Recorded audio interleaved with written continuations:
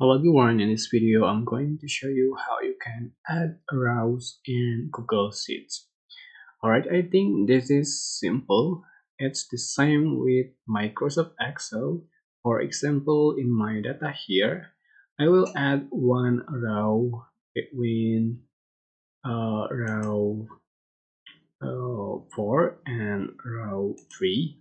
So I just click on the row 3 and right click and insert one row below.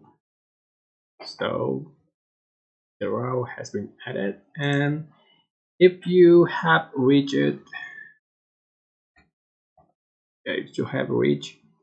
the um, limit of the bottom row, where one sheet is 1,000 rows, you just need to add by click the add here.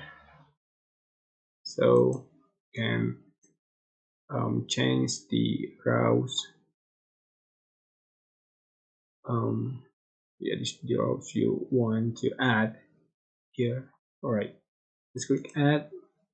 You can see the rows has been added to 1000. Alright, that's how you can add the rows in Google Sheets. I hope this tutorial was helpful for you guys. Don't forget to like, comment, share, and also subscribe. Thank you so much for watching.